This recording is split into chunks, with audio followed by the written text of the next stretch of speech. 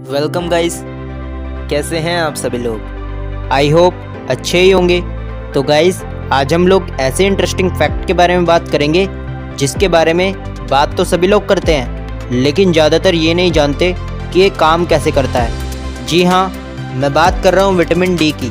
तो आज हम लोग जानेंगे कि धूप से हमें जो विटामिन डी मिलता है वो किस तरीके से हमारे शरीर में जाता है। तो चलिए बिना समय बर्बाद किए चर्चा शुरू करते हैं।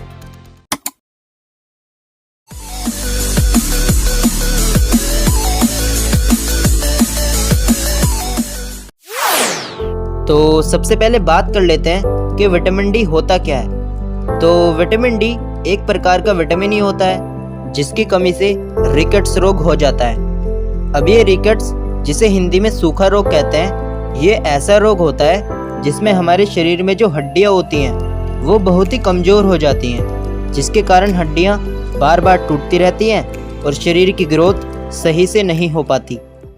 तो चलिए अब बात करते हैं कि धूप से विटामिन डी कैसे मिलता है। तो जिस तरीके से कोई मिल गया मूवी में जादू को धूप से पावर मिलती थी, उसी तरह हमें भी धूप से विटामिन डी ऐसे ही मिलता है।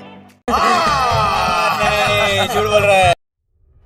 चलिए मजाक को रखते हैं एक साइड और बात करते हैं कि असल में होता क्या है। तो हमारे शरीर में जो लीवर उपस्थित होता है उसके अंदर कोलेस्ट्रॉल बनता रहता है। अब हमारी स्किन पर मेलानिन नाम का एक पिगमेंट होता है। अब मेलानिन पिगमेंट क्या है? तो मेलानिन एक पिगमेंट होता है जो हमारी स्किन पर उपस्थित होता है, जिसका काम होता है हमारी स्किन के रंग को निर्धारित करना, एंड यही हमारी स्किन को खतरनाक किरणों से भी बचाता है। तो जब सूर्य से धूप आती है तो उसमें अल्ट्रावायलेट बी नाम की एक किरण होती है। अब ये किरण जब हमारी स्किन पर टकराती है तो स्किन पर जो मेलानिन पिगमेंट होता है वह इस किरण को एब्जॉर्ब कर लेता है, जिसके बाद ये पिगमेंट इस किरण को लेकर लीवर में जाता है, जहाँ पर उपस्थित कोलेस्ट्रॉल इस किरण के साथ मिलकर एक पदार्थ का निर्माण कर देता है जिसे कैल्सीफेरोल कहते हैं।